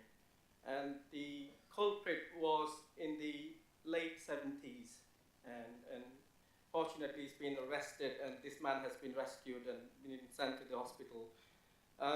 So if I can quote some of the other statistics that's been there from international labour, suggest that there are 40 million people in modern slavery all across the world, and after of which nearly 25 million held in forced labour.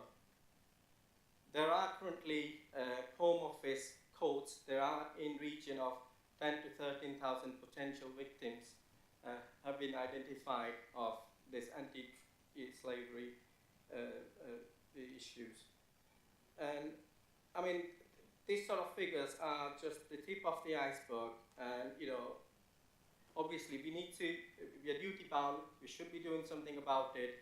And although the scope of this motion is very limited to the contract, I mean, obviously this is the one step forward, and obviously going forward in the future we can potentially include into all practices of our council that we currently carry out.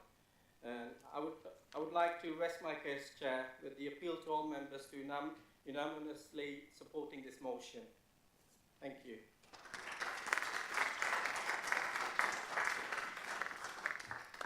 Any questions, comments? No. We'll move to the vote. It's been moved and seconded. All those in favour, please show. It's unanimous. Thank you. We now go on to motion C, use of plastic. Councillor Burglas. Yeah, thank you, Chair.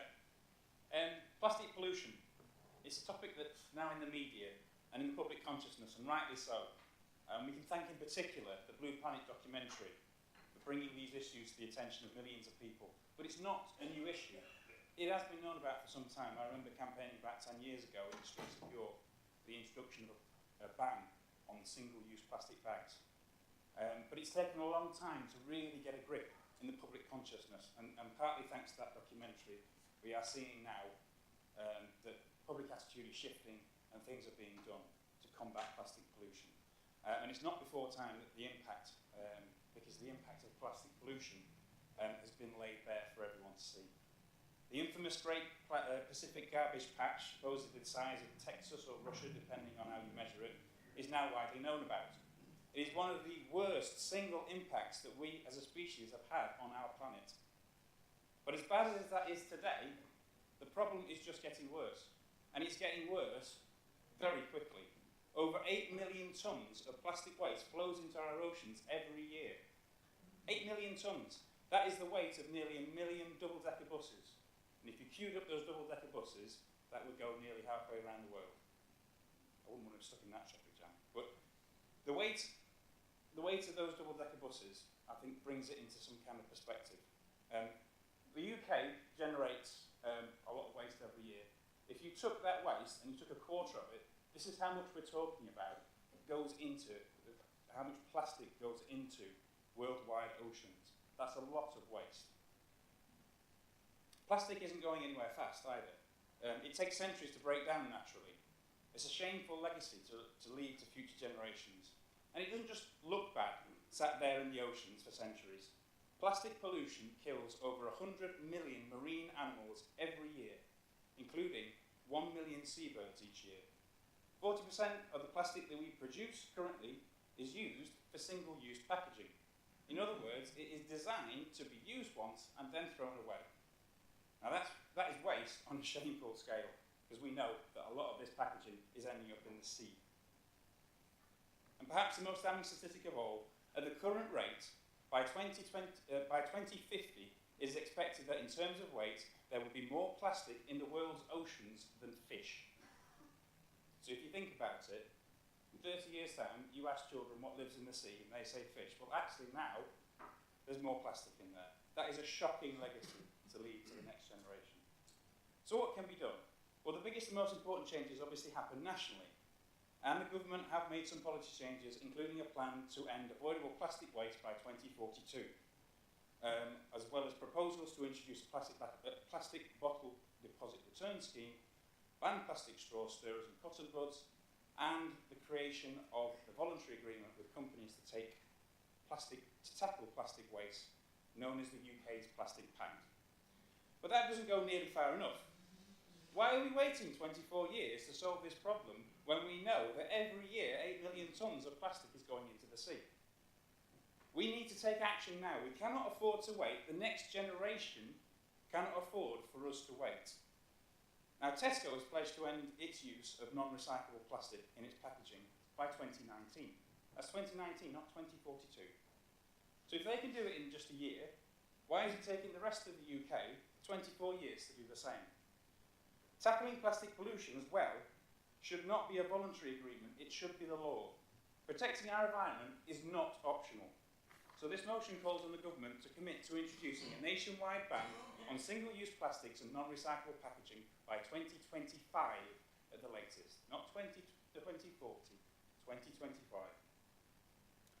Now, in the absence of a lot of commitment nationally, we need to take a lead locally. And we are doing. In March 2018, Greater Manchester's Labour Mayor, Andy Burnham, launched the Plastic Free Greater Manchester initiative at his Green Summit, which aims to end single-use plastics in the tourism and hospitality sectors by 2020. We've also heard today in the leader's speech about the new Greater Manchester Recycling Initiative, and Tameside Council too is also taking action. At that Greater Manchester Summit, Tameside Council pledged to reduce the amount of plastic used in the council with a particular focus on plastic bottles. Officers have also put forward a scheme to work with local shops on a water bottle refill scheme and work with artisan markets to help them reduce plastic waste. We're also hosting our own Green Summit next month to bring together environmental policy. So, at the heart of this motion is to take it that next step, and that next step is a pledge for Tameside Council to follow the likes of Tesco and some other councils that have already committed to this, and eliminating our use of single-use plastics by changing procurement rules so that we can phase plastic waste out of Tameside Council. But as much as the Blue Planet was a game changer for this, and much has changed, a version of this motion was actually planned before the Blue Planet, and the reason is that the original driver of this motion was about listening to residents who would voice concerns over the capacity of the residual waste bin, known as the landfill bin, or the green bin. Some residents have said that they were struggling to fit all their non-recyclable waste in the green bins and they were having to go to the tip. Especially once they'd discovered not all plastic can go in the black bins. Some then called for the bin swap to be reversed, and some in my own ward threatened to start a Tameside-wide petition.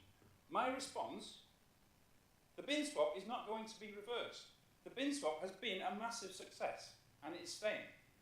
By encouraging residents to recycle more, it has meant that landfill waste generated in Tameside has reduced by 25%, saving £3 million of council taxpayers' money every year.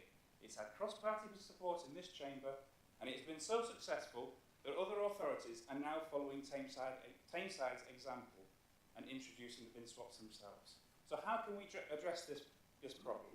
Well, I have to say, contrary to popular belief in some quarters, it is not this council's responsibility to take away as much landfill waste as people want to generate. Right? And it is not what people pay their council tax for, by the way. It is that belief that we need to change, and that requires a culture change to bring it about. Quite the contrary, it is the responsibility of each individual person, everyone in this room, councillors, officers, residents, everybody in Tameside, to reduce the amount of landfill waste that they generate, plastic and non-plastic. And we as a council need to help bring about this culture change, and so part of the proposal in this motion is to launch a campaign to change these attitudes and help people reduce the waste they generate. Now, consumer power is actually probably the most important effective weapon to bring about this change. Changing your buying habits around products in plastic packaging. You know the sorts of things I'm talking about. You know, items that are packaged up so much that you can't get into them, or things that are wrapped in one layer of plastic and then grouped with other things and wrapped in another layer of plastic and then another layer of plastic around them with lots of fancy pictures on. It gets to the point where sometimes I wonder if I'm buying food or if I'm buying Russian dolls. But it is ridiculous. But if everybody stopped buying products wrapped in plastic, plastic packaging would disappear overnight. If you bought your apples loose rather than in a tray, or stopped buying grapes in punnets, it would make a massive difference, because if we did all this together, supermarkets would then act straight away. Retailers would follow suit, and they would act, and the government would act as well. Morrison's have already replaced their plastic bags that people put fruit and veg in with paper bags, and more supermarkets would follow suit. This is something that we in this chamber can lead on. But if we're going to ask residents to realise their responsibility to reduce landfill waste and plastic waste and put pressure on supermarkets with consumer power, we as a council must lead by example. And that is why we have this commitment in there to end Tameside Council's use of plastics, single-use plastics, and why this motion commits us to work with and lobby local supermarkets and retailers in order to encourage them to reduce their plastic waste.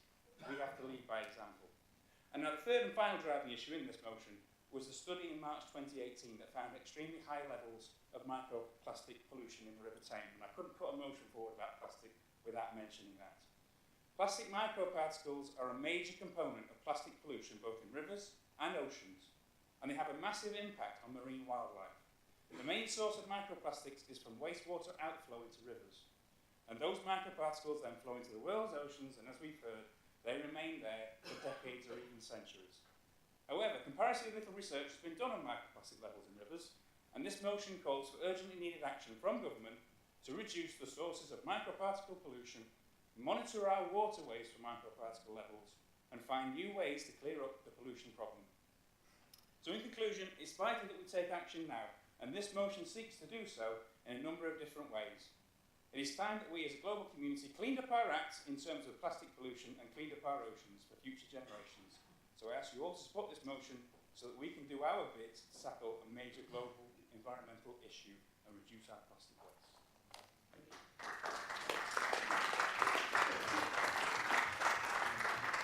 Councillor Mills. Thank you, Chair. I rise to second the motion put forward by my colleague, Councillor Bugler. I want to focus on the recycling of plastics, and it's a common myth that some plastics cannot be recycled. Actually, all plastics can be recycled, it's just that some have a higher value. So, for example, yoghurt pots can be recycled in Reading, but not here in Manchester. Just on that point, though, I would advise everybody to still use the guidelines set out by this council in the way we recycle. If it's not going to be recycled, can it be reused? Can it be reused in such things like our roads, grids, paving slabs, etc., like it's being used in other areas across the country? There are 7 different types of plastics used in common packaging, with 39 different types of rules across the country. This needs clarifying. We need to eradicate the use of the most unreusable plastics. Working with the manufacturer has been laid out to achieve this. And I was also astonished to find out that 3 local authorities don't actually recycle any plastics at all, and there's a 4th soon to follow suit. As a council, as stated, we should be leading from the front by banning the use of single-use plastics from all our buildings, and as the motion sets out in the wider supply chain. We also need to be looking at what we're doing educating our children around plastics. And is there something we can do with these high-grade plastics that can't be recycled in many authorities to use them in different creative ways and to make things out of them, for example? If it can't be recycled, can it be reused? I'm happy to second this motion.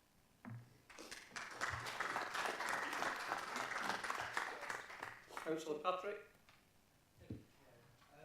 Before I start, I'd just like to say how pleased I was to read this this motion, and I would like to stress that I intend to vote with the motion.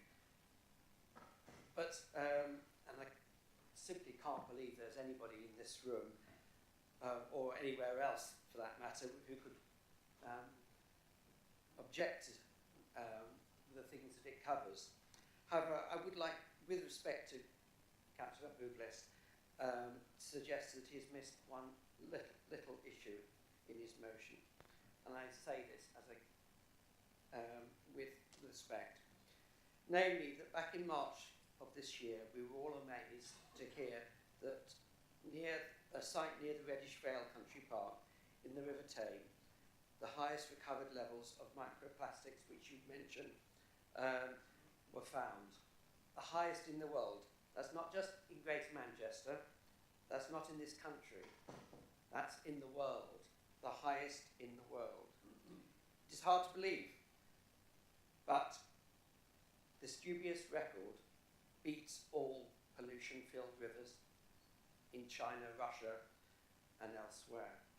In fact, the site in the river that gave the Barrow its name has been found to contain double the previous record of this type of pollution for any waterway or ocean in the world, with 517 plastic particles, whatever that looks like, per square metre of sediment.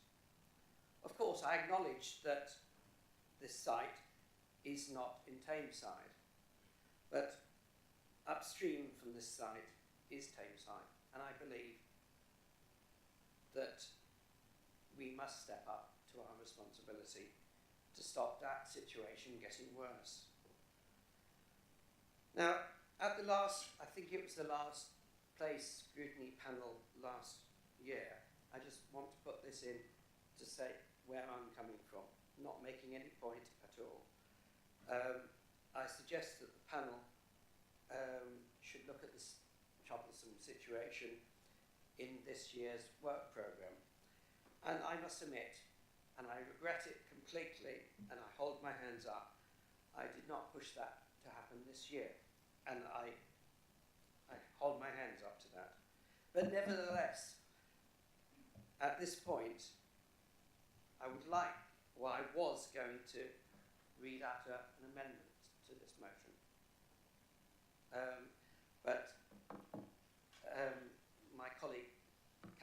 Dickinson suggested that if I put in an amendment, I wouldn't actually be able to vote for the motion, which I quite obviously want to do.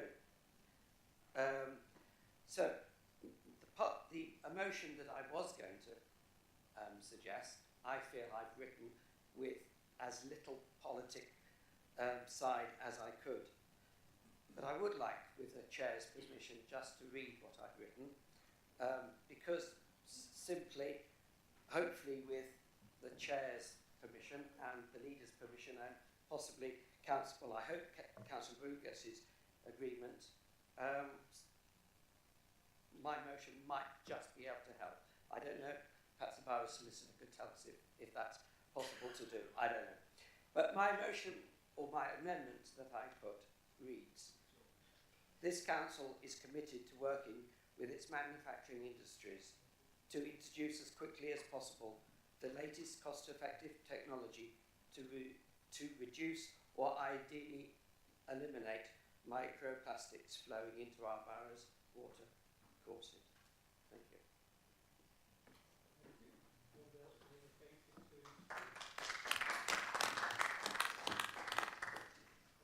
Do you want to just come back briefly on that? Okay, so microparticles. It's worth mentioning that there's the study that found that only looked at a few rivers. There's been very little work done on measuring microparticle levels in rivers. It's a very new thing, and that's one of the reasons why it's in this motion to say you need to look at this a lot more carefully worldwide. If every river had been studied, I would be surprised if the River Tame would be the highest. But it does point out that there has been, and because these things, it's not necessarily microparticle levels in the waterways or current levels of outflow of microparticles, but they measure the river bed. And what that does is, because they get trapped in the river bed and they don't break down, they are then there for decades. So this really is a reflection on what's happened over the last few decades. Now, it's known that one of the biggest causes of microparticle pollution in riverbeds is the cosmetics industry, and that has already been dealt with. But because it's been banned, microbeads in cosmetics have been banned.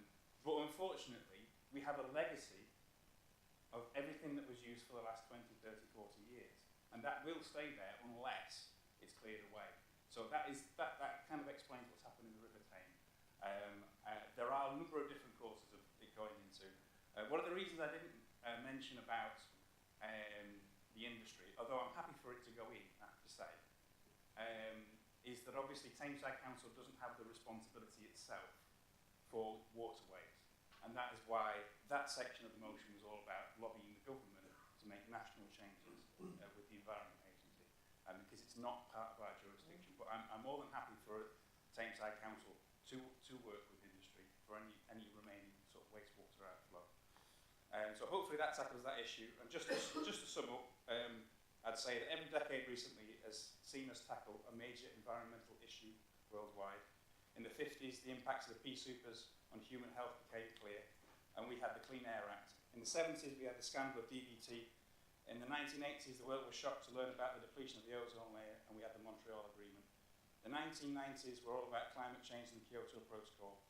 And in the 2000s, legislation was brought to finally tackle deforestation in tropical rainforests. So we're hearing about plastic microparticle pollution. The issue of plastic pollution is coming into public consciousness. Is now, this year, the year we finally start to clean up our act in terms of plastic waste. So I hope everyone can support me. Thank you. It's been moved and seconded. All those in favour, please shout. Thank you. That's unanimous. We now go to motion D, closure of High Street banks. Councillor Hanover. Thanks, Chair. I move this motion on bank closures. Throughout the country, the banks are closing left, right and centre. I object to the Royal Bank of Scotland closure in Droylsden, which is happening in January.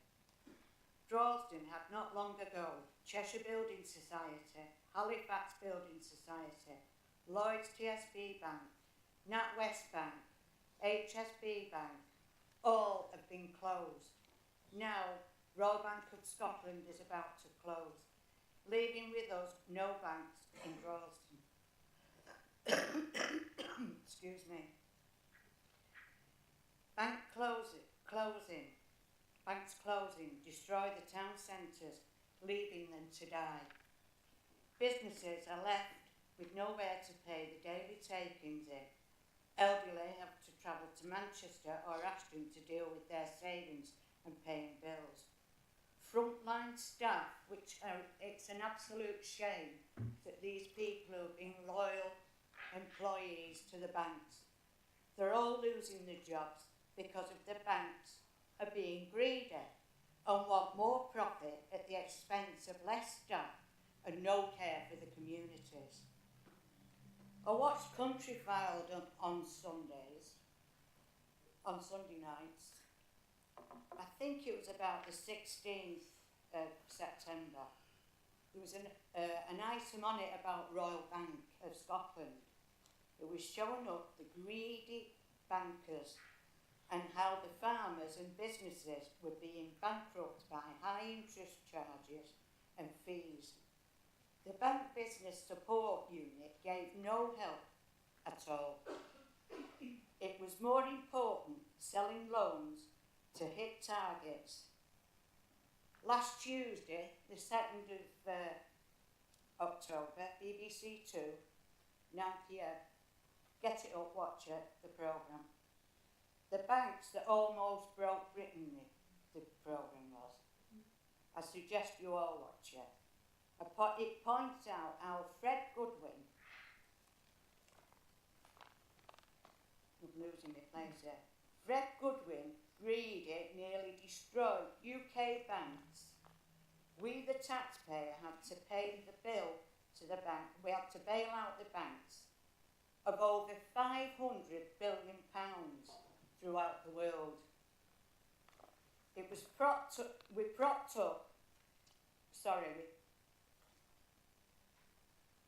it was an absolute disaster to the UK and the world banking system.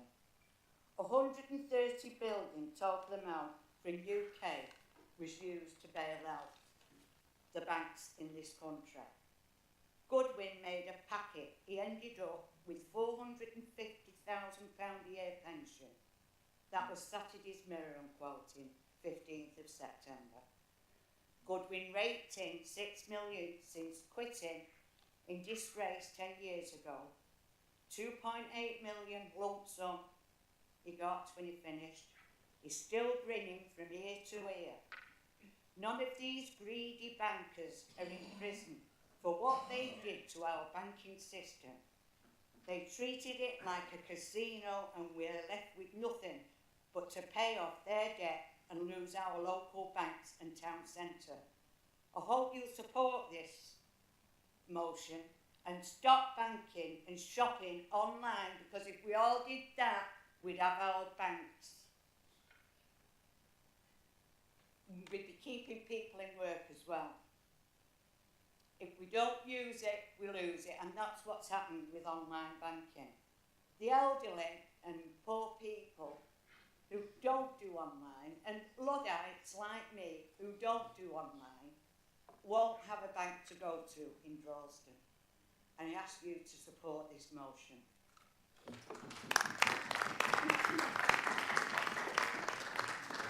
Councillor Boyle. Thanks, Chair. I rise to second this motion today about the death of high street banking under this Tory government.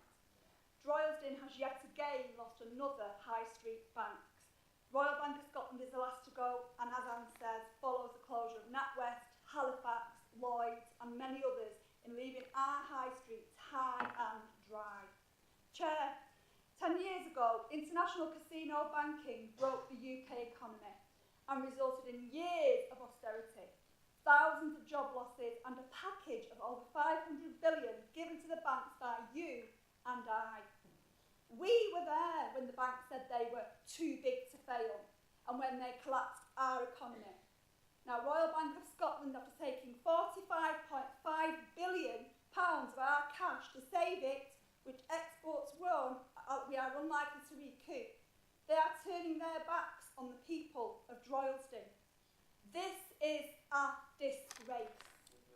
We know how this Tory government doesn't care about the survival of towns like Droylsden, but the government should be doing a lot more to save our high streets. After 8 years of austerity has decimated our communities and by extension our high streets. I've been contacted by hundreds of Droylsden East residents and over 1,000 people have signed our petition against this unnecessary closure. This closure represents the callous face of crony capitalism, putting profits before people and shareholders above community services. Now, the Tories might stand up and say, that's the market, tough luck. But we say, people first. It's all very well parading around to Dancing Queen, but Theresa May and her carnival of capitalistic clowns need to face the music and dance. Save our banks. Thank you, Chair.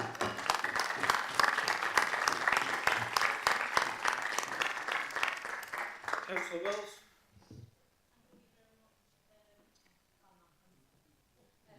Follow that. I just wanted to stand up and support this motion and thank Councillor Holland for bringing it to Council today. I wanted to say what a vital asset our banks are within our towns. Being a councillor for Duckingfield and Staley Bridge, we don't currently have a bank in Duckingfield and we're down to our last one in Staley Bridge. Currently closed Lloyds Bank last month. And it created a lot of upset locally, as you can understand, with people who do use the town for business and residents as well who use the banks.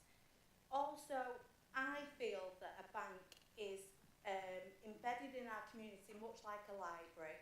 And for me, educating my children on finances and how to balance money, I would rather take them down to our local bank and get a savings book and explain it, introduce them to our local bank teller, rather than click a button online. So I'm in support of this motion. Thank you very much.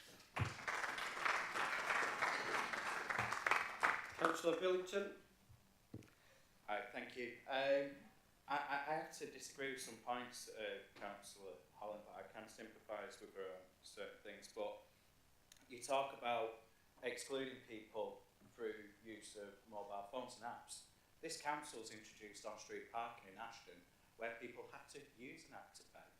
So I don't understand, take one, give it the other. And we can't just condemn online shopping. Many people use it, it's part of their daily lives. It doesn't actually take jobs away. And when you look at the figures, the jobs that are being taken away are being replaced by highly skilled, highly paid tech sector jobs, and that's what we need to be pushing for. But in terms of banks closing down, we have to look at some of the reasons why they're closing down as well. And I believe that's, from my own opinion, is down to the sorry state of Tameside's town centres, which have been left neglected for far too long. Rubbish? Well, have you seen the state of Droylsden, Barry? It's your patch.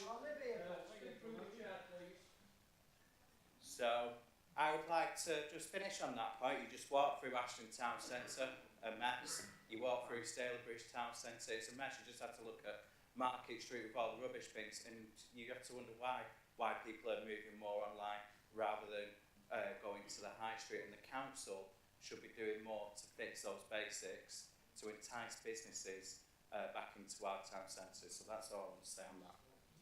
Thank you.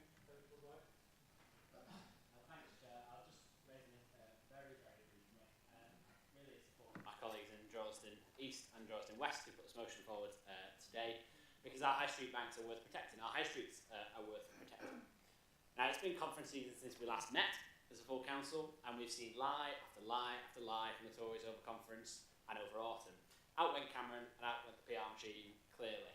As it's been said before, I think as Fitzpatrick said, there's been an awful lot of dancing around this conference season, but nobody's really had a go at the ABBA joke, so I'll give it a bit of a crack now. But don't get me wrong. Don't get me wrong. Knowing me, knowing you, Vinny. Are you rehearsing? Thank you, Bill.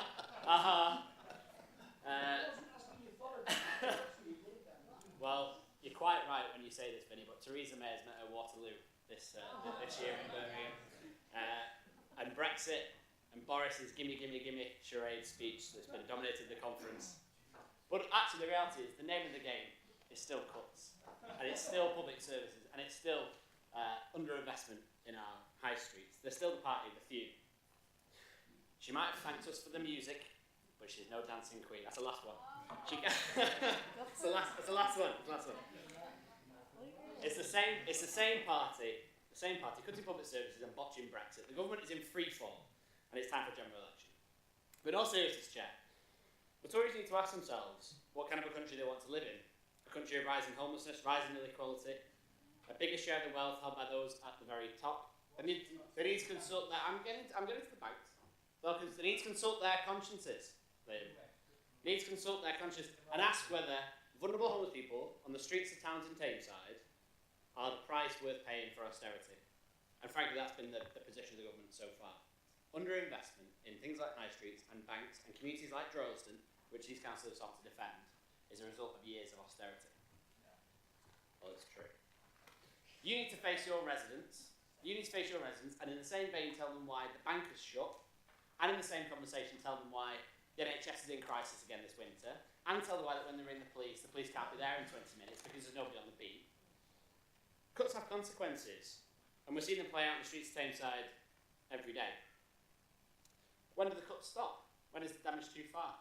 Is it when the whole high street is derelict? Is it when all the services in Tameside are underfunded? Is it when the council collapses? Is it when, a percentage of the population is homeless that we can't help? But at what point does the net crack? At what point does the government start to take notice of these stories that Labour has tried to promote and tell people is wrong with austerity in this country? As the saying goes, it's the price of everything and the value of nothing. And we've heard again about the Chancellor wanting to take out more money out of Tameside's council services. And I think, actually, the council's made a fair point. The government doesn't care about places like Tameside, doesn't care about towns like Ordenshaw, doesn't care about towns like Droylsden, Stalybridge, Denton, Hyde, any one of our towns, because they don't vote Tory. And frankly, because we are dependent on council money to make things work. We're dependent on public money to make things work to an extent. Because this isn't about bins anymore, or small fry cuts. This is actually about people's lives. Gone are the days of tinkering around the edges. This is the wholesale structure of our communities, and banks are just a small part of that. Enough is enough. It's banks, it's communities, and it's people. But it's a bigger problem of a government that can act and won't act. Whether you talk about homelessness, whether you talk about high street support, whether you talk about banks. This is a government that doesn't want to listen to places like Tameside. The banks internationally broke Britain. We were 20 minutes from cash machines freezing up in this country. We were 20 minutes from people's mortgages entirely defaulting. And had the Labour government at the time not stepped in to save the banks, we would have had wholesale collapse. And Councillor Boyle's absolutely right. That burden was brought by taxpayers, you and I, and has continued to be brought by taxpayers. But the price of that has actually been 10 years of austerity. 10 years of austerity by a Conservative government that is hell-bent on reducing the state, regardless of what it means for people in Tameside. Labour needed yet again, as we put in this motion, to save things like banks, to save things like high streets, as we did 10 years ago. But actually, I think it was fairly telling. There was a bit of a typical Tory response saying the boom is happening, but it's just everywhere else. The zero-hours contracts everywhere else. There's loads of people in these jobs, but they just happen to be on the other side of the country. You've not seen them. That's the issue. I'm addressing the point. You should support our town centre. The point we said about the banks, these online jobs are different jobs. Don't go wandering off. I won't go wandering off. Sorry, Chair. To go back to the point, I feel we should support our local high streets. And that means local jobs. That doesn't mean telling people that the boom is elsewhere. There are 9 towns in Tameside. Can we just tell Councillor Expect there are 9 towns in Tameside? Should I not interrupt? Can we stick to the issue, please, Phil? We need to support our town centres. Thank you, Chair. Thank you. Councillor Barry-Holland.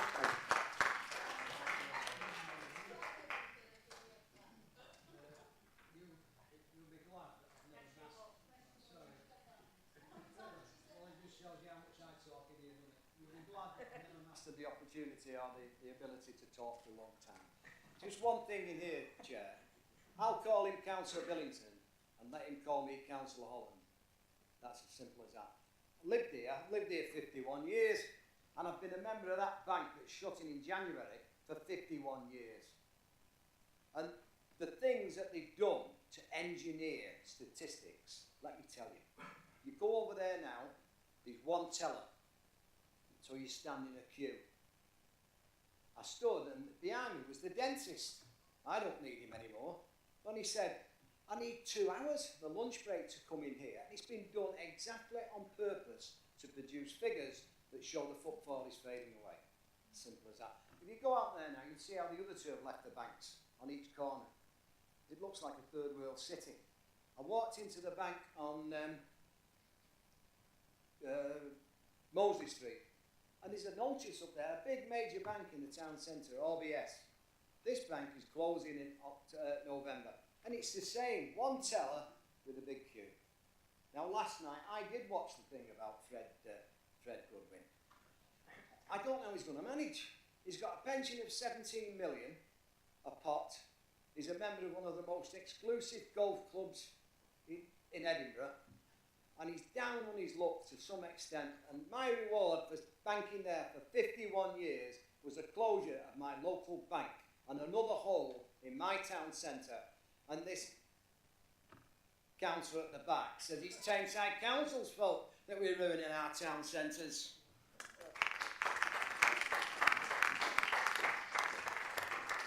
Councillor Peter Robinson. Thank you, Chair. I rise to support the motion. I've seen its fair share of banks closing and building societies. It's endemic across the country. And I would support Anne's request that you all watch the programme that BBC put out last week.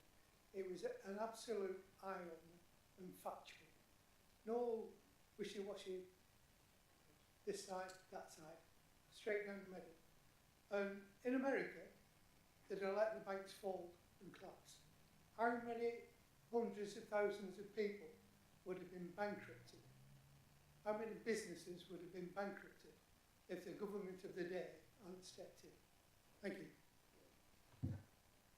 Councillor Dickinson. Thank you, Chairman.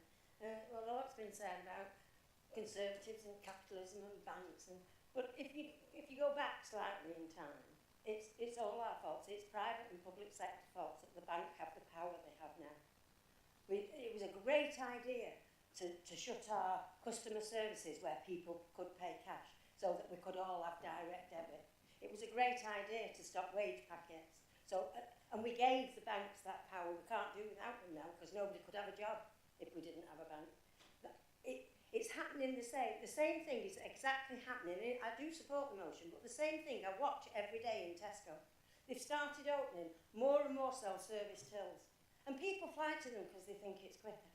They'll only put people out of jobs. It's not really quicker. And you're paying the same amount and serving yourself. No, I'm not, Barry. I keep telling you. But I remember when we were shutting customer service stations, and I stood up in this council and said it was wrong because you were shutting Staley Bridge, and I think you were shutting Droylsden, because I remember Councillor Holland getting up and saying we shouldn't do it. That's the reason the banks have all the power. Now they pull all the cards. Thank you.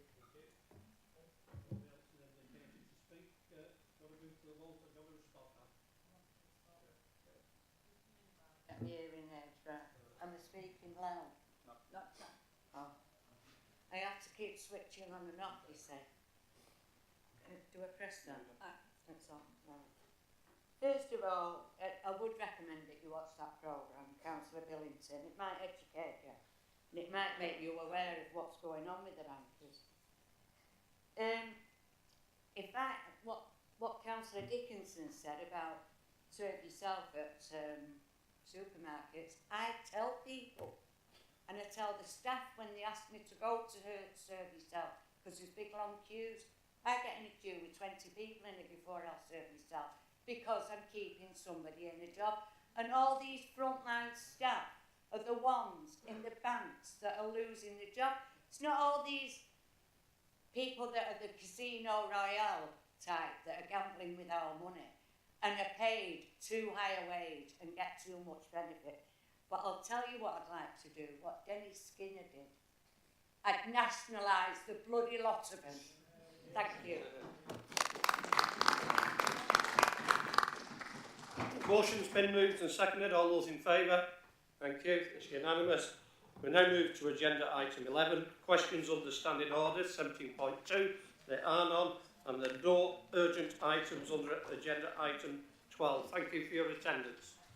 Members and officers, please stand as the Deputy Mayor retires from the Council Chamber.